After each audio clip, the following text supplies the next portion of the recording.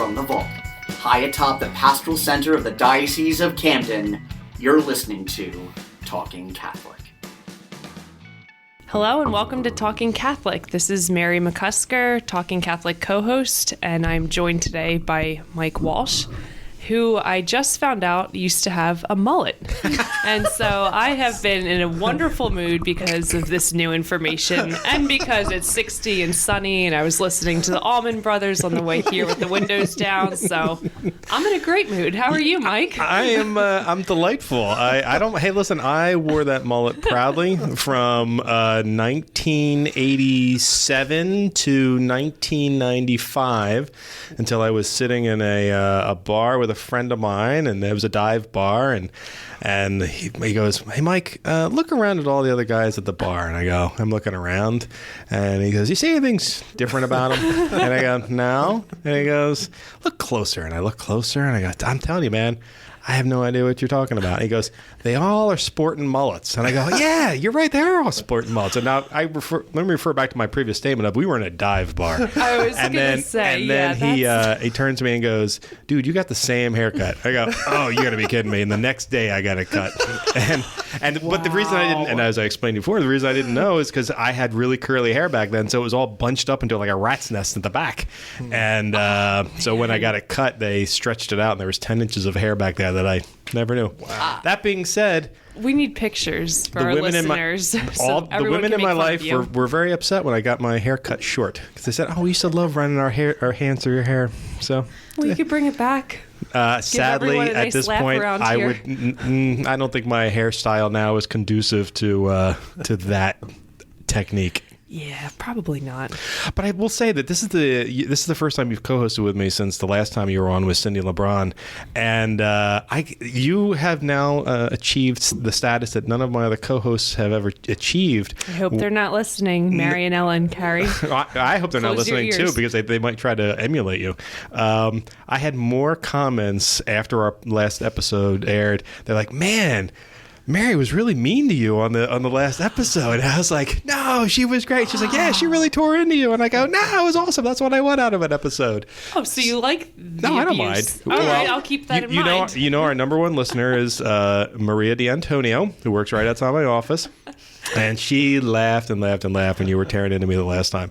So usually I don't re-listen to podcasts after we record them because I can't stand the sound of my own voice. But I did give that one a listen. I thought, wow, that was kind of brutal. Like, what was wrong with me that day? That was awesome. But people say that they love hearing hosts that go back and forth at each other and they get that friction going. We should just have a segment where we just make fun of each other. That's fine. If you want to turn this into a morning talk show, that's fine by me. I'm perfectly content with that. Not a problem.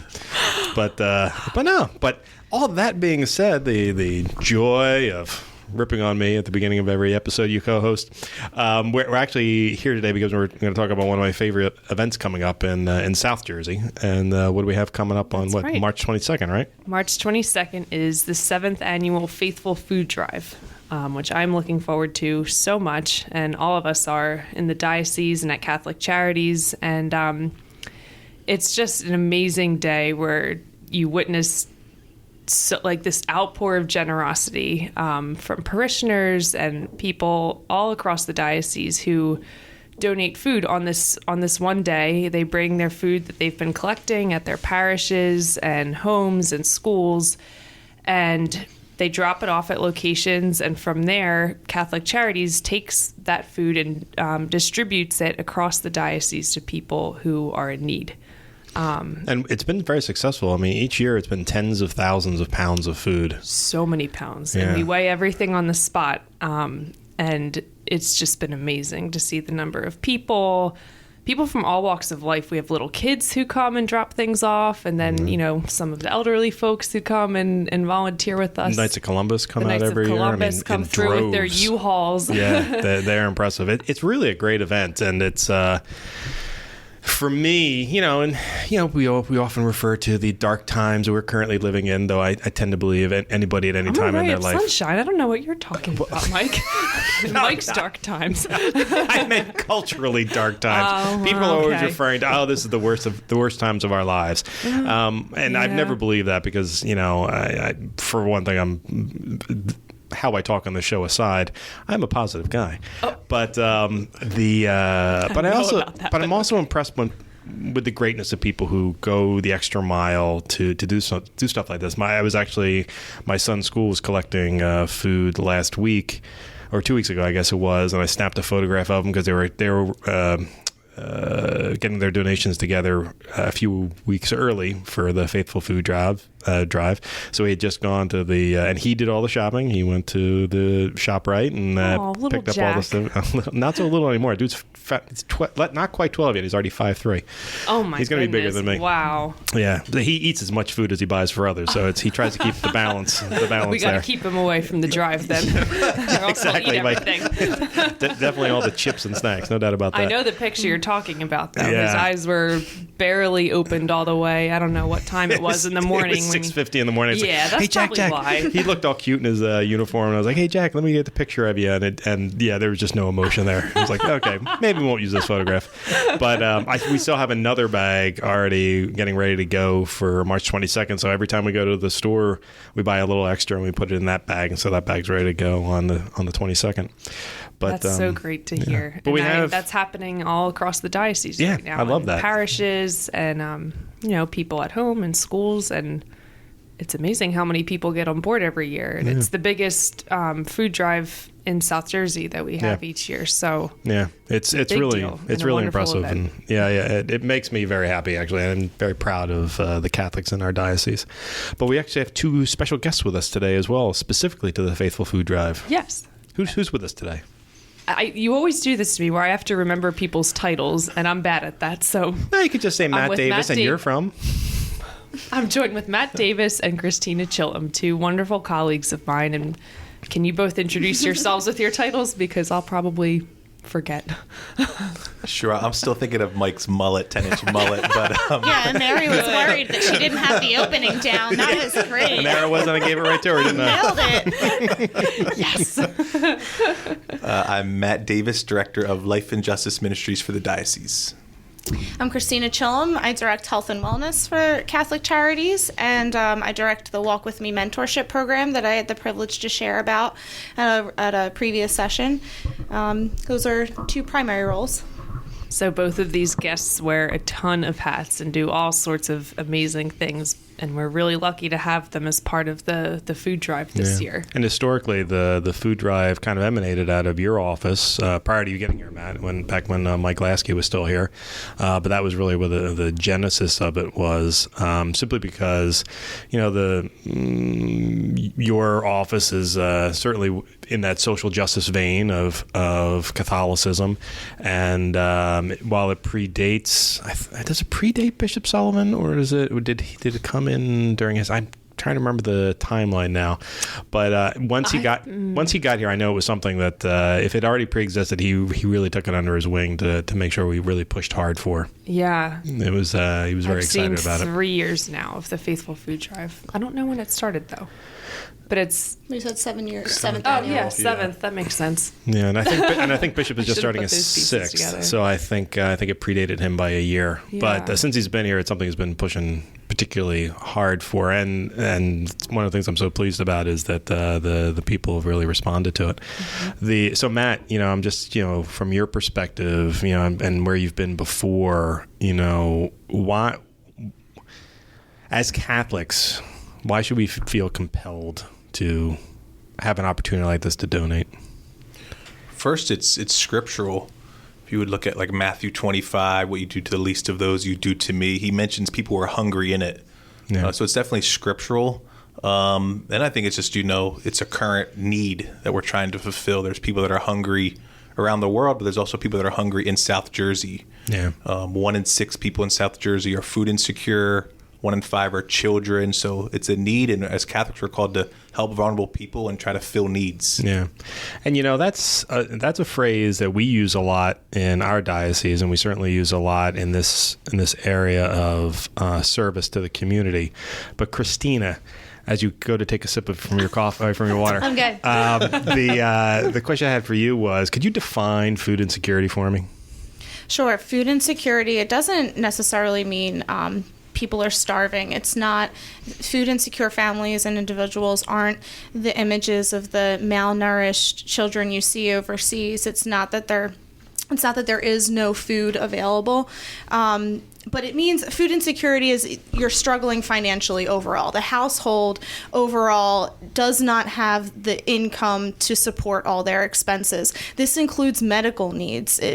Medical expenses, transportation expenses, rent or mortgage and utilities, the expenses of a child's education and perhaps extracurriculars or uniforms or books or a laptop or technology, the internet service in a household. An individual or parents are having to choose what to spend their income on, what to actually support, and so that makes folks food insecure because they might be choosing other things over the food that they need for their family, or they have to forego medications that they might need to support themselves with food.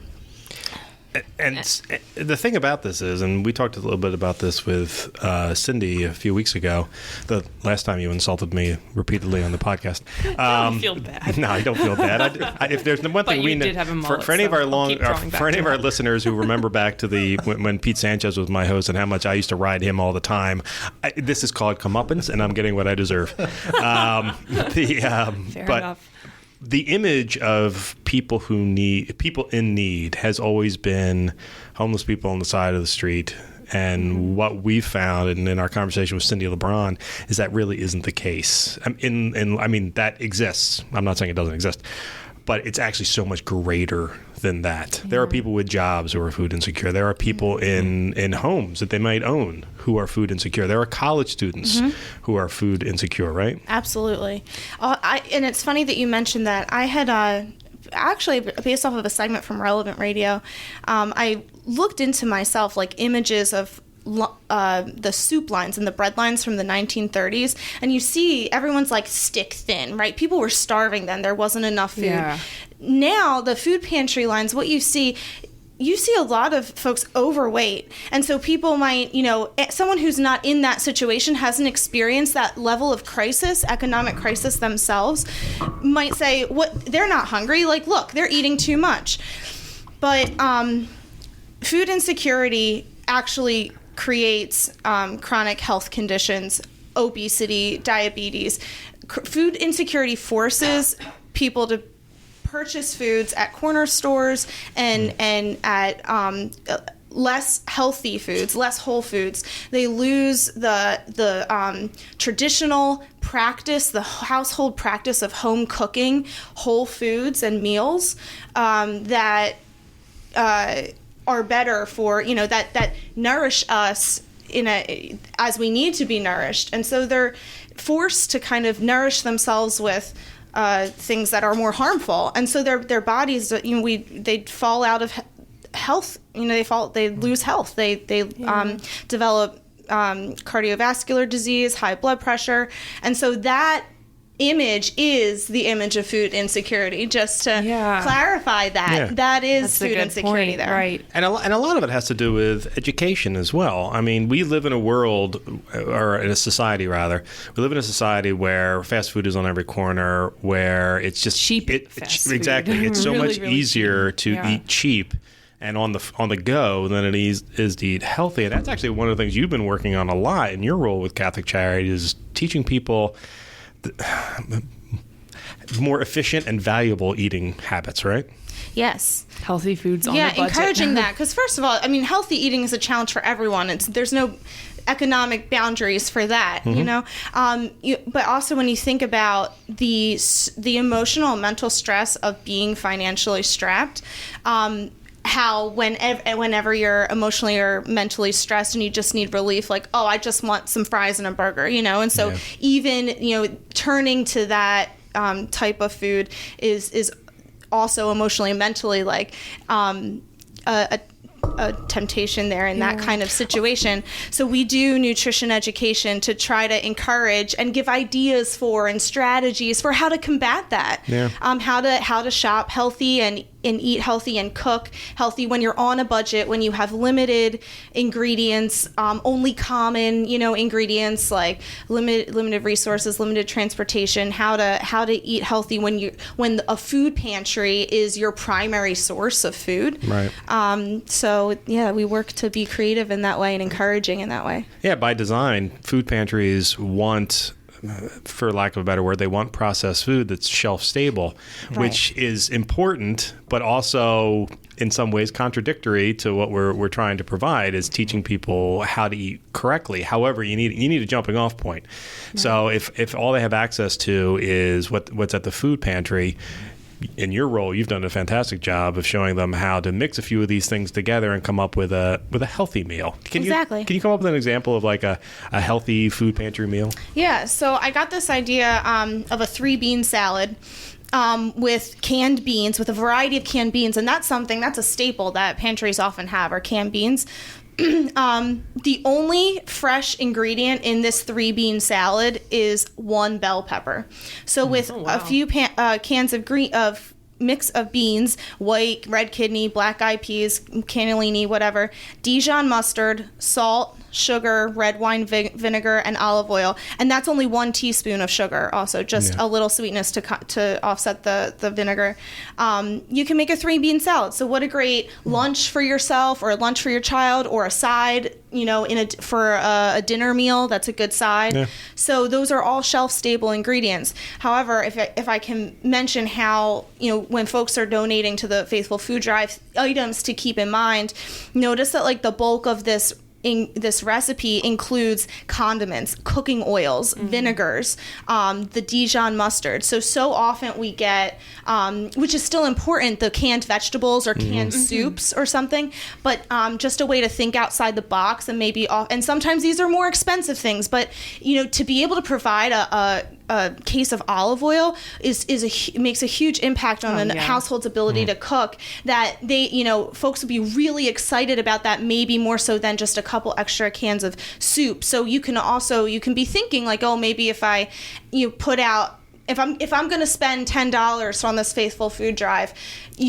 feel free to just bring 1 item and it be something, cooking ingredient, rather than it's not all about quantity, Yeah, that's such a good point too. And that's the benefit of having like Cristina step in this year. She took a look at the items we've historically listed and, added some touches like low sodium, shoot for low sodium items and a couple of other things. So and like you said, like those other canned things are important, of course, but having your insights brought into this whole basic things to look at on labels, which we did note on the flyer, so they're there for anyone to reference again.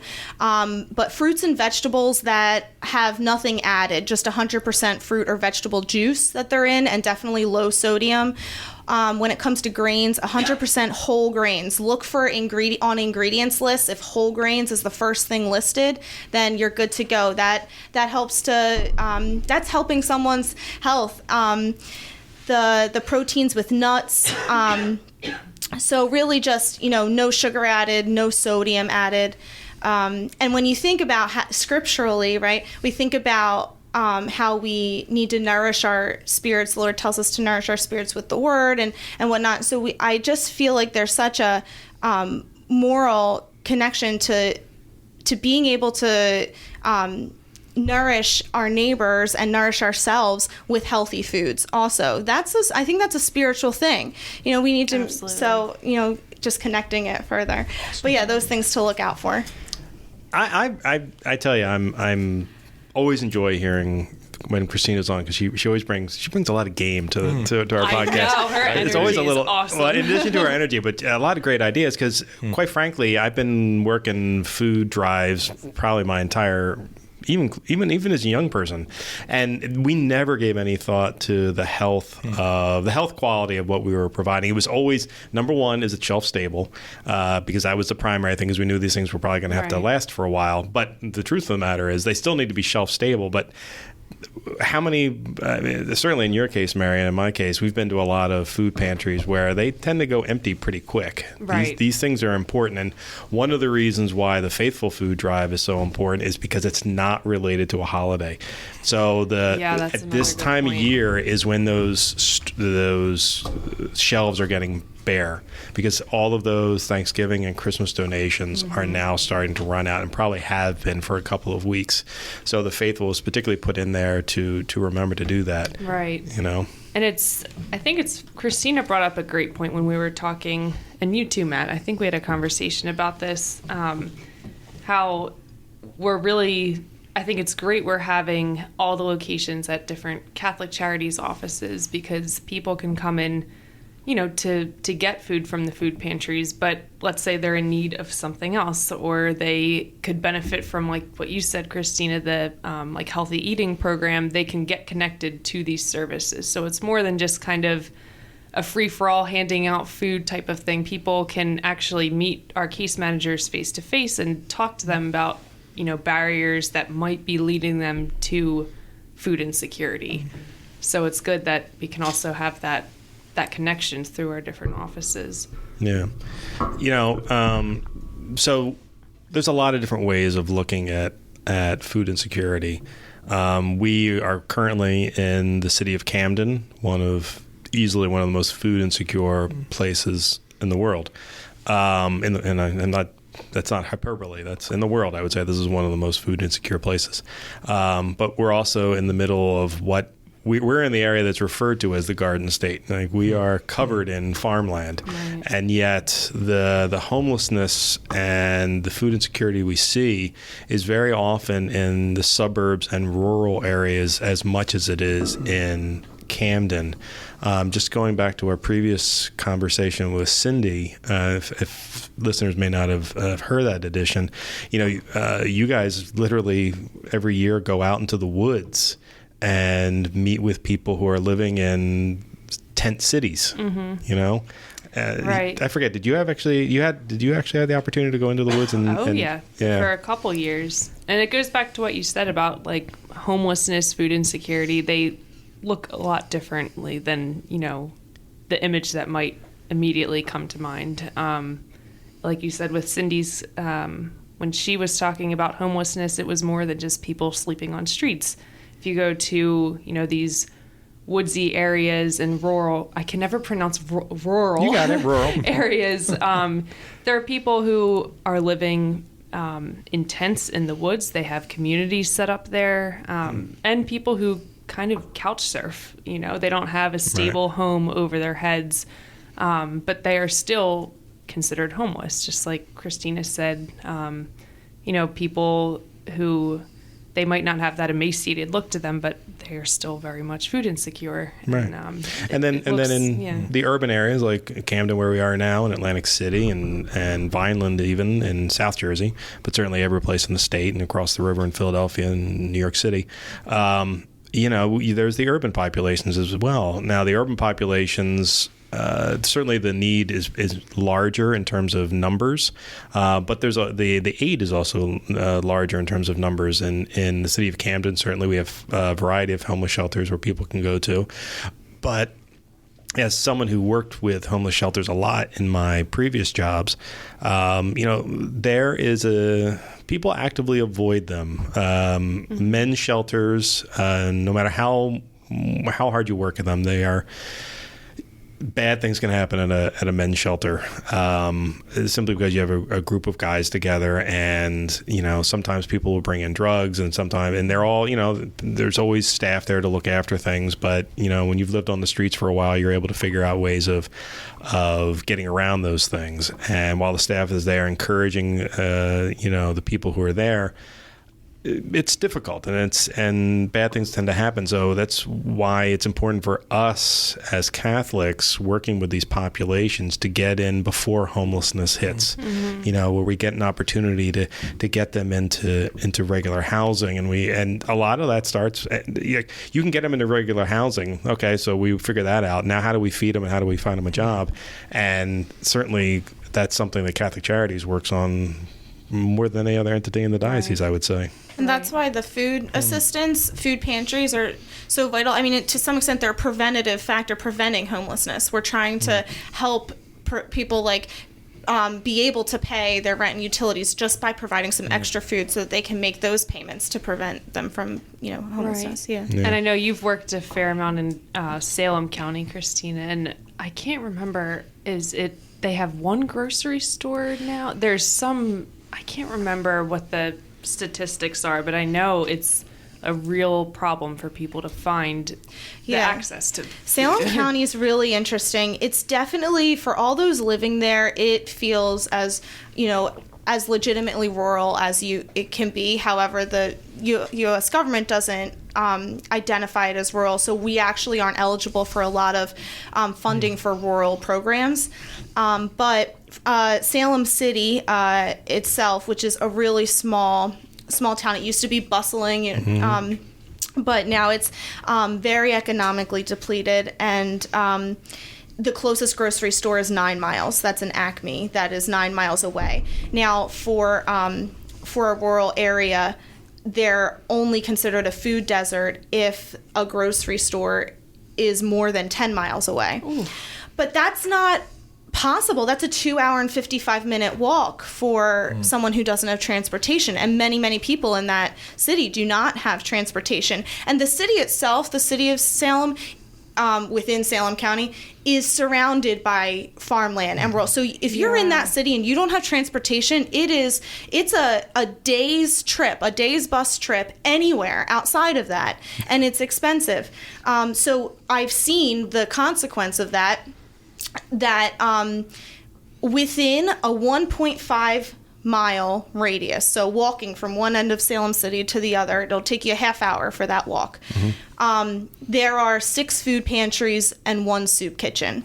Between these 6 food pantries and 1 soup kitchen, distributions are occurring 4 days the first week of the month, 6 days the second week of the month, 7 days the third week of the month, 4 days the last week of the month. And 4 of these sites will distribute food at any time if someone just makes a call.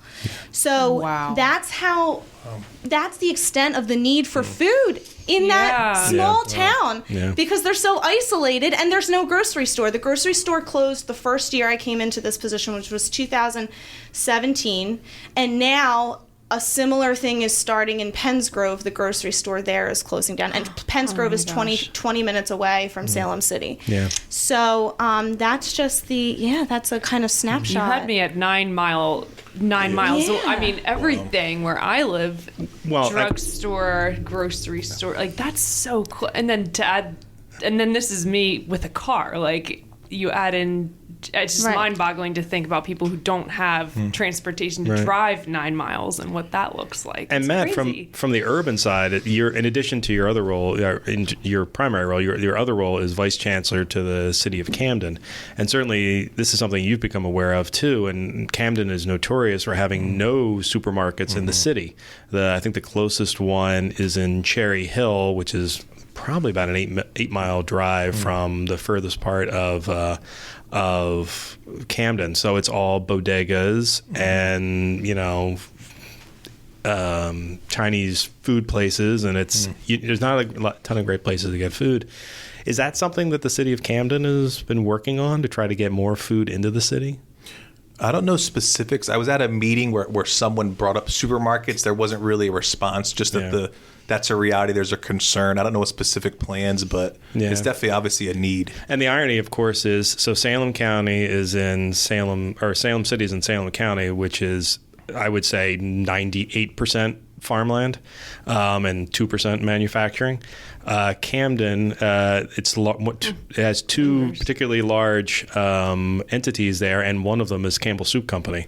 And yet here is this. I never even thought about that. Yeah, here is this area where food distribution is so difficult.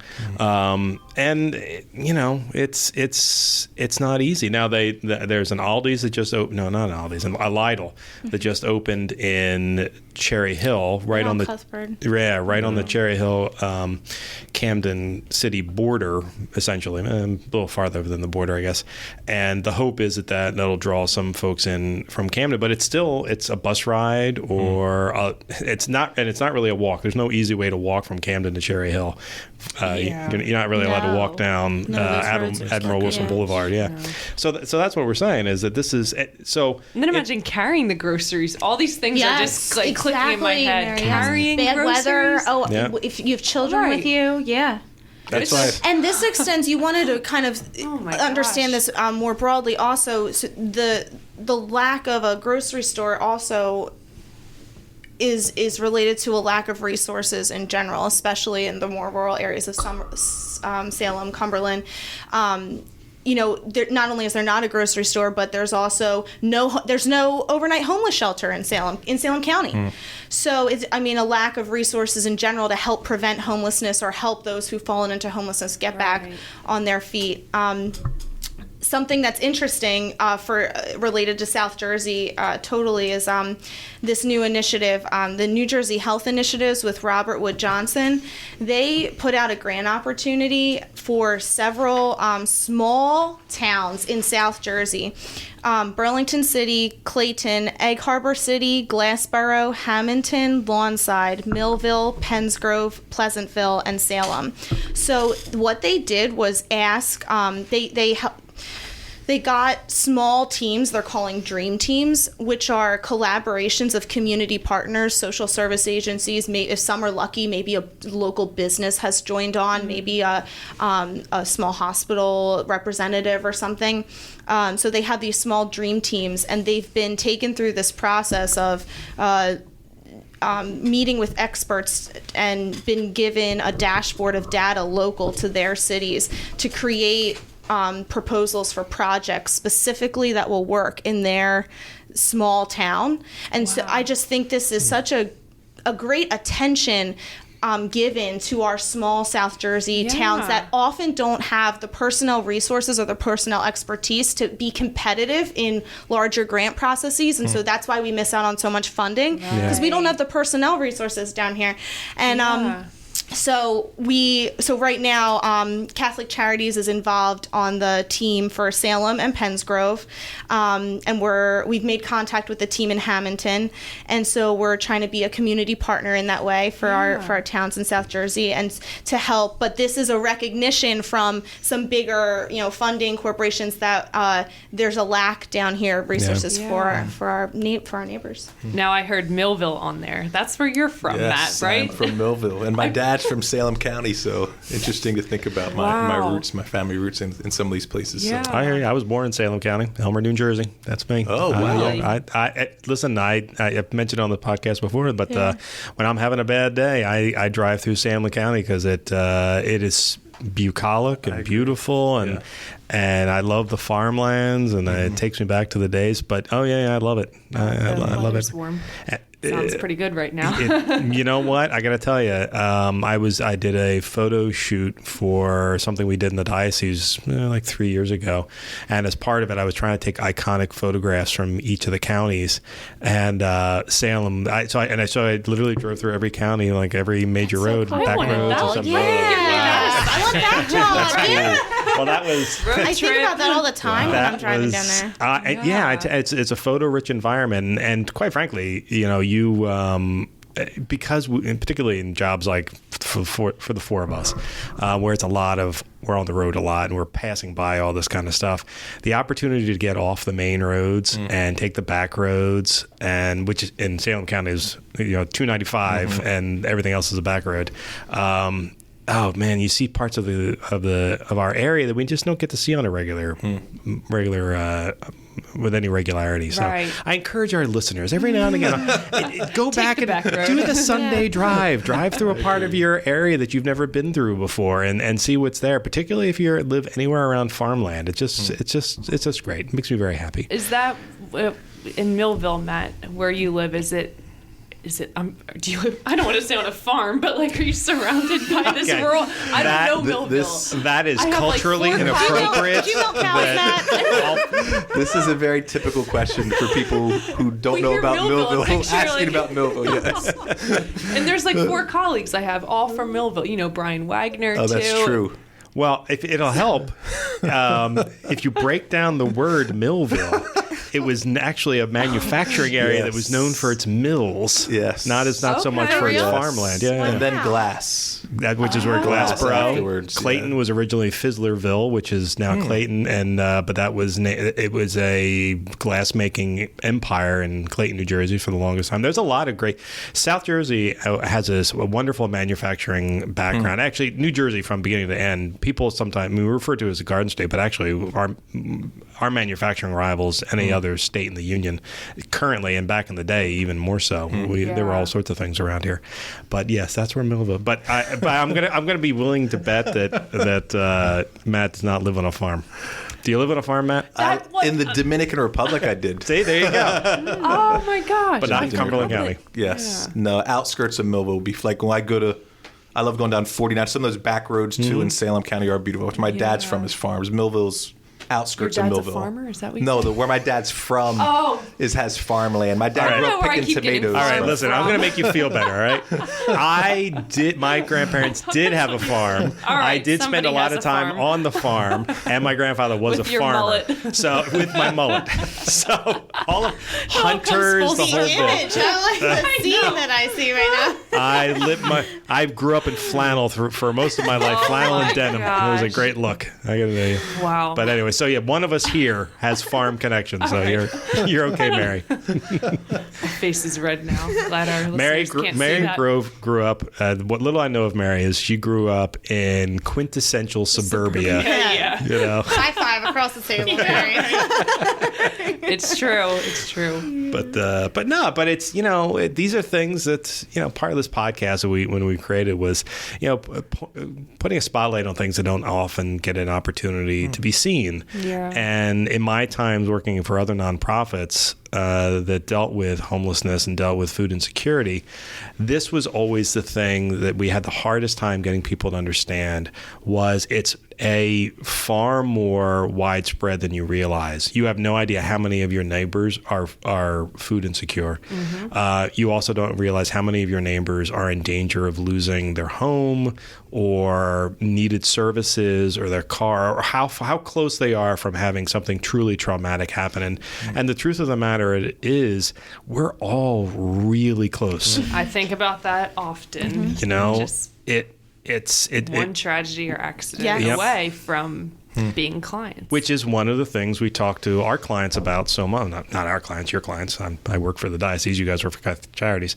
But your clients, is making sure that, they're financially secure, that they're in a good spot, that they have good jobs, that's why there's so much training that's offered at Catholic Charities. It's more than just, I think Catholic Charities sometimes gets a bad rap, not a bad rap, an inaccurate rap, that it's all about giving away money. And that is the least of what it does. Yeah, it's more than just slapping a Band-Aid on the problem, although that is important. Sometimes if people are hungry, we give them the food, but then we try to, guide them from there. That's exactly how you had mentioned. The pantries are an access point. People come because they need food, but then, and they're not thinking, a lot of times when you are bearing the stress of economic hardship, you're trying to get through the day, you're thinking day to day, and that's actually that's actually a traumatic day-to-day experience, and it can actually reshape the way your brain can think long term. And so no one's thinking to ask, hey, can I get help accessing my credit report and actually creating a budget that can help get me out of debt. But when someone comes to our food pantry, we ask them information about their situations. They always meet with an individual who asks them information about their household to see what else we can let them know that we have, and see, we can provide you financial coaching. Would you be, can we schedule you an appointment for that? the same thing with the nutrition education. We're never just, when I'm in those pantries, it maximizes the direct assistance of the food, right. because then we're saying, here's a way to compare unit prices when you're in the corner store or when you do get to a grocery store, compare unit prices so that you can make the most out of your dollar and make a healthy choice. So that education on top of it helps to always thinking about the whole person. Catholic Charities always, our culture and our approach, when a new person, a new case manager or caseworker joins our team, they're trained to think about the whole person and how to serve that whole person so that they can grow and not have to come back. Right. Yeah. Right. Well said. It's no small thing, and I really hope that people will. And this, we're talking about Catholic Charities in South Jersey right now, but there are Catholic Charities in all of the dioceses in New Jersey. 165 in the U.S. That's right, 165 altogether. Every diocese in the New Jersey has one. Certainly, the Archdiocese of New York, the Archdiocese of Philadelphia, each have them, and each of them, they're, as I lovingly refer to, they're like snowflakes in the sense that they all offer slightly different services, not necessarily the same thing everywhere, but the same commitment to supporting the individual and the community at large. Yeah. So if you don't know what your Catholic Charities office can provide in your area, I recommend you check out their website and learn more. What you'll probably be surprised at is, A, they offer a lot more things than you realize, and you might have thought that they did things that they actually don't do, which is just as important. Sometimes, unfortunately, we'll get parishes contacting Catholic Charities in Camden saying, well, we need you to provide this for somebody, and we have to tell them that we don't provide that service. But we'll find out who you will. Right, Yeah. Exactly. You also don't have to be like seriously economically stressed to benefit from things that Catholic Charities has. When I realized, Cristina, I've learned from your workshops. Yeah, me too. And when I saw the curriculum, the financial coaching booklet that our clients get, I thought this was so helpful for my own personal budgeting and whatnot. The same thing. Like Mike said, just to call and check out your local your local Catholic Charities. Yeah, that's right. And if your parish wants to have one of you guys come out and give a presentation on it, contact them. Let them know. If there's one thing I've learned from the Catholic Charities people that I've worked for, if they have the ability to do something, they will come do it. And if you invite them into your parish, they will provide whatever they can provide in terms of information and presentations. And I just realized the Faithful Food Drive is an awesome opportunity to meet a lot of the Catholic Charities staff. And Matt, it's his first year joining this initiative, so you'll have a chance to meet some of these people. Where will they be able to meet them at? Where are these larger drop-off locations? I can tell you right now. One is at our Catholic Charities headquarters in Camden at 1845 Haddon Avenue. Another is in Blackwood, Our Lady of Hope. They have been so good to us over the years in offering their parish as a drop-off site. And it's an amazing sight to see. I mean, I can't wait for you to come this year, Matt, because you'll see what I'm talking about. Like, people just come up, these like caravans, just dropping off food, and they're excited and happy to be there. And you actually shot some time lapse there. I did. It was amazing. And I forgot that my phone was still recording because I was running around barking out orders, as Jose Sanchez would say. But then I looked at the time lapse and just this like bustling activity, especially at that location. You guys have boxes and boxes and boxes. There's boxes, trailers, bags, sorting through things. We have a ton of our volunteers who come out to all of our locations. It's just a really busy, joyful day. You leave it feeling like tired but energized, and inspired to do more. And I've always been at Blackwood, but in Our Lady of Hope. But we also have our Atlantic City office open on Georgia. I'm blanking now. 9th in Georgia. Yes. Okay. Our Catholic Charities office there is open. And so is our one in Vineland on 810 Montrose Street. And all of this information can be found online at camdendiocese.org/faithful, faithful with 2 L's at the end. I don't know who came up with that idea, but I love it. Yeah. But for a URL address, it always creates a little bit of confusion. But yes, faithful. We are faithful. With, you know what? I wrote something earlier, and I meant to write faithful, regular faithful, and I spelled it with 2 L's, and I kept typing. I'm like, wait a minute. Spell check caught me. That means our branding is working. Yeah, I like it. It's in my brain now. And it's funny because Faithful Food Drive this year, I think it's topical. It is during, the Lenten season of giving, and it also happens to be during National Nutrition Month. That's right. And I found out that the slogan for this month, it's Eat Right, Bite by Bite, which I thought was cute. I like that. And it goes back to what, Cristina, what you were saying about, of course, the quality of donations is important, the quantity is important, but the quality is also really important too. Which actually brings me to now, Cristina and I have talked about this a couple of times, and I think we talked about it on the podcast lately, but it's getting closer to the summertime. Her face just lit up. Right. Oh my gosh. We're going to be on TV. One of the things, yes, one of the things we talked about with Cristina before was, Cristina has agreed to at least tentatively agreed to it. We're going to start up a cooking show with Cristina. In the pantry. Yeah, at the pantry. How fun is that? That's right. Yeah. So everybody has to tune into that. Yeah, I think we're going to set it up on the YouTube Talking Catholic page, maybe on the Catholic Charities YouTube page. I don't know which one it'll be on right now, but I kind of want to hoard it for myself, even though it probably deserves me on the Catholic Charities one. But I really we'll steal it from you then. I really feel a pull to keep I'll feel like a star either way. Mike. It doesn't matter to me. Myself and Mr. Kevin Hickey may have to argue over who gets the ownership of the show. Oh my goodness, that's so exciting. Yeah, and the idea is, once a week or once every 2 weeks, have Cristina come on and we'll shoot a proper cooking show where it'll be like a one dish thing, and from beginning to end, and she'll show what goes into this dish, why it's an important dish, give some of the nutritional facts to it. And the idea is to do it all in like my idea anyway. Maybe Christina's got a different idea, but I was thinking if we make it, let her ideas come out. You okay? I always said you want your own talking your own talking food podcast, because you always end up talking about food on here. I love talking about food. I know you're going to hijack this from Cristina. I'm calling it now. No. It's just that no one watches more food shows on YouTube and the Food Network. He's going to nudge me out of the camera. No. I'll be filming. I'll be like, Mike, move, make room for Cristina. I know it. This is a face for radio. This is the guy who's supposed to be off cammer, but mullet or not. Talking about food. But no.